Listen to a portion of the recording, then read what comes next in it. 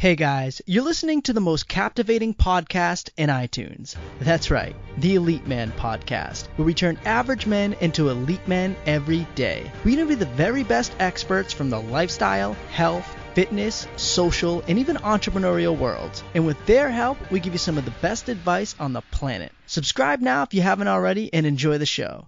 And oh yeah, if you really enjoy it, leave us a review. On today's episode number 153, entitled, How One Man Infiltrated the Hells Angels Motorcycle Gang and Lived to Tell His Story, I chat with Jay Dobbins. Jay Dobbins is a New York Times best-selling author and retired special agent and veteran undercover operative with the ATF. In today's episode, Jay talks about his heart-pounding memories inside the infamous and deadly Hells Angels Motorcycle Club. Jay talks about how he infiltrated this well-organized criminal enterprise for 2 full years and how his work was able to lead to 16 indictments of the gang's members. He dives into the mindset, skills, and training he needed to survive inside the Hells Angels operation and the insane experiences he had while being an undercover member. If you're wondering what the Hells Angels motorcycle gang is really like and how one man was able to infiltrate this elusive and deadly organization, check this episode out now. You are going to love it. Hey, if you haven't signed up for the Elite Man newsletter yet, go to elitemanmagazine.com/newsletter. This is an incredible newsletter which helps you become the best man you can be. Every single week, we give you the best tips, strategies, and techniques for helping you master your personal, social, and business life and give you exclusive content not seen nor heard on the podcast or anywhere else. That's elitemanmagazine.com/newsletter. Sign up right now. And now, a word from our fantastic Elite Man podcast sponsors. Hey, 2018 just started and it's the perfect time to get both your health and finances in order. If you're a health-conscious individual like myself, then you know just how awesome it is to know you're taking charge of your health and well-being. Now it's time to get rewarded for being health-minded and fit. I've talked about Health IQ on the podcast before, but now's the perfect time to take advantage of this incredible life insurance company. Health IQ is the fastest growing life insurance company in the world. 56% of Health IQ customers save up to 33% on their life insurance. One Health IQ customer was able to cut his yearly premium by around 80% while increasing his coverage. Another man was able to find a great plan that was $100 cheaper per month than the one he was paying before. How does Health IQ deliver such fantastic results? Simple. They use science and data and, unlike so many other life insurance companies, actually reward you for being healthy. Do yourself and your family a huge favor and check out Health IQ. To see if you qualify for an incredible savings of up to 33%, get your free quote today at healthiq.com/eliteman or mention the promo code ELITEMAN when you talk to a Health IQ agent. Again, that's healthiq.com/eliteman. RX Bar is a whole food protein bar that I've been eating like crazy for the past few days. Why? 2 reasons.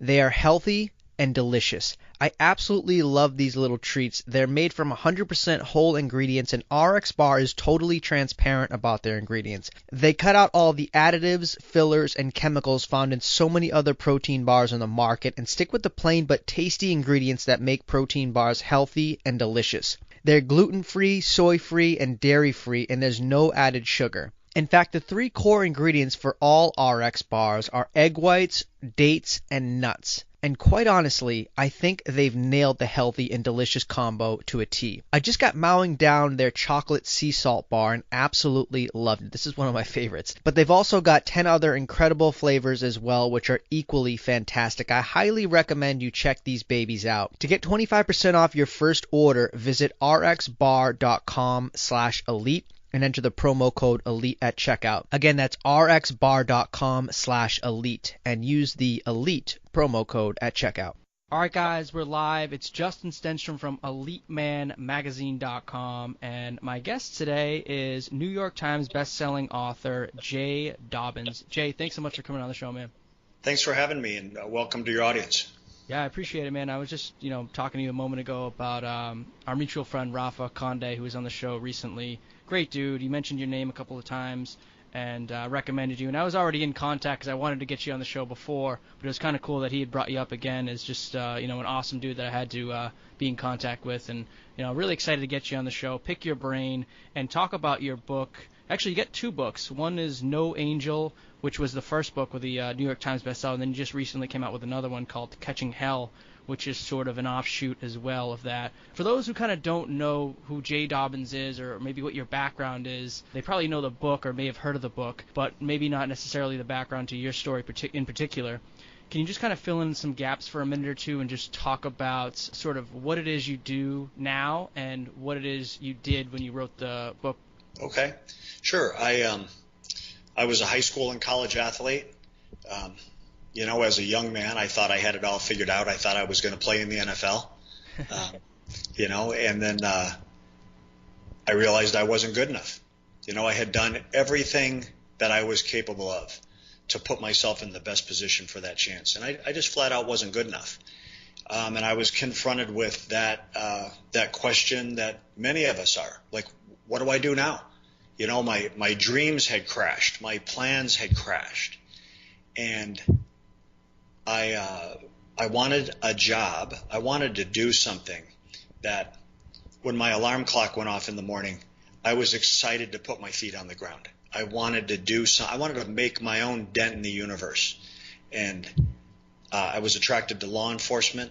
I wanted to see if I was capable, just try to work undercover. I wanted to see if I was any good at it. And I got a job opportunity with the Bureau of Alcohol, Tobacco, and Firearms. And my agency, was and is the leading federal agency for undercover work in the government. At the time, we had a huge undercover program, a lot of expertise, a lot of people, agents that came before me that had done extraordinary things, and I wanted to follow in their footsteps. And so for 27 years, I was an ATF agent, and the bulk of that time was spent in undercover work. I retired 4 years ago, and since then I've written a couple of books. I do some consulting in the entertainment industry with film and television. I do some public speaking. I do some law enforcement training for covert ops, specialty assignment units, gang units, narcotics units, undercover units, their supervision. I coach high school football in the falls, and that keeps me busy. I'm as busy now in retirement as I probably ever was as an agent, to be quite honest with you, and I was a pretty busy agent. So, what about the job going undercover appealed to you? Isn't it sort of like throwing your life away, your identity, who Jay Dobbins was as a man before that, and kind of just replacing it with someone completely different when you have to sort of infiltrate something like, Hell's Angels or one of the many other gangs or organizations out there? What about that made you say, yeah, I want to try that? So much of my life, so much of my professional life translates back to my experiences as an athlete and the lessons I learned as an athlete. And for me, undercover work was a competition. It was to see if I was as good as my opponent. It was going toe-to-toe, head-to-head with whoever that adversary was and see who the best man was going to be on that individual conflict, confrontation, battle, whatever you want to call it. I wanted to challenge myself. And that was, the ultimate way to do it for me. It was a very life and death way of testing myself to see how good I was. Yeah, no, that actually makes a lot of sense when you look at it that way. It's you got to fill in that sort of missing void when you knew you couldn't be a professional, and this was the next best thing. Was it something that were you sort of always on your toes, always sort of paranoid, always like thinking, 5 steps ahead of like what could happen and playing things out in your head if like, if this guy has a feeling that I'm, undercover, if he catches on to me, what am I going to do now? What is sort of your mindset going into different situations when you are undercover? Is it like just a constant paranoia that you have to live with? Well, there's two sides of the paranoia that are train wrecking together. The criminal community is a uniquely paranoid group as a whole.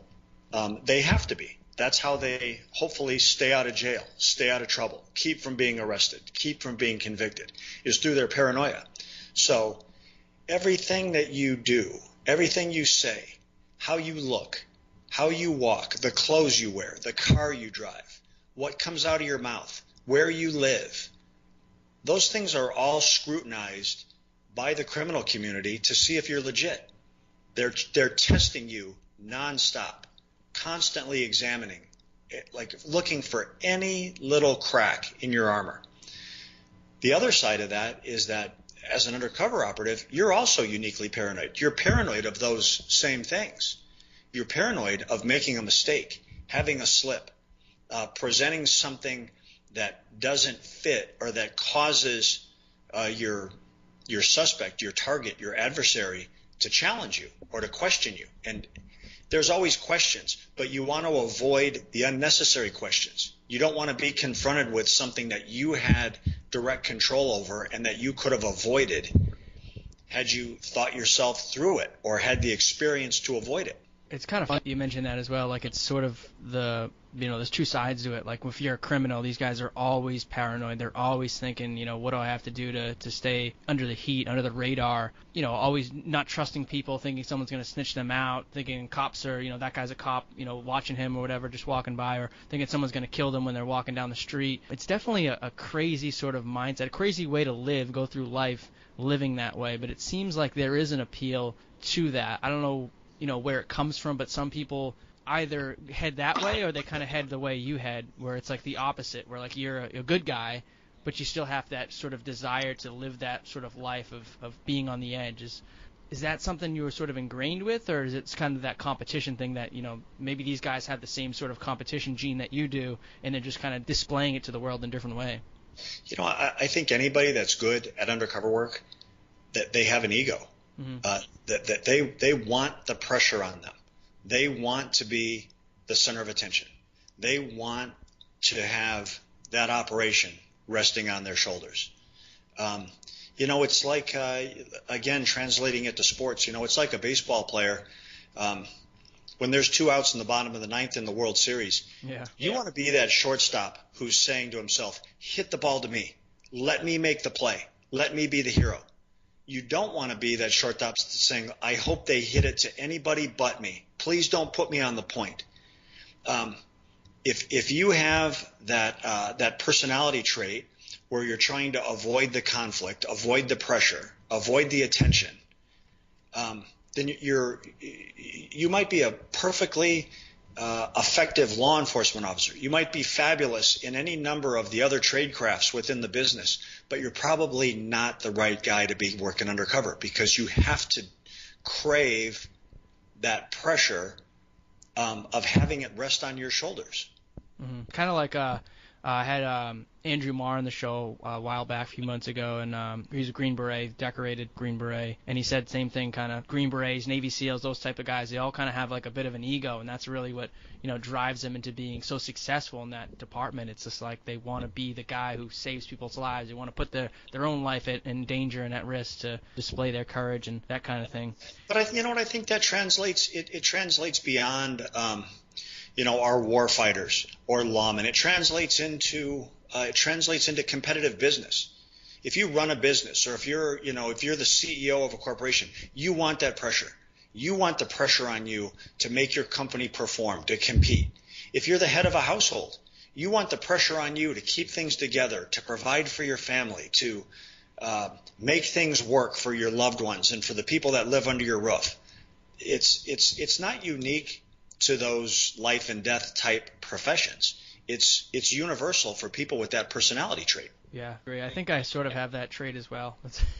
Yeah. It can be a blessing and it can be a curse. Mm-hmm. The blessing is that it drives you to the highest levels of achievement that you're capable of.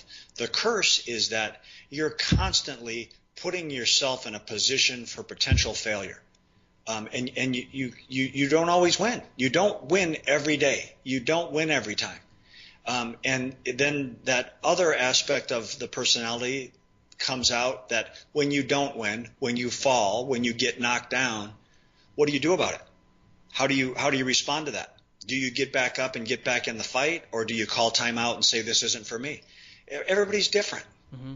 Jay, what is you said you were in the ATF, I think, for 27 years.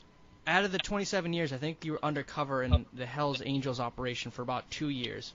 What did the rest of the time consist of? Was it just various undercover operations, various stings, kind of low-level drug dealers and stuff like that? Or was there some other type of thing? Well, to be quite honest, the Hells Angels infiltration is the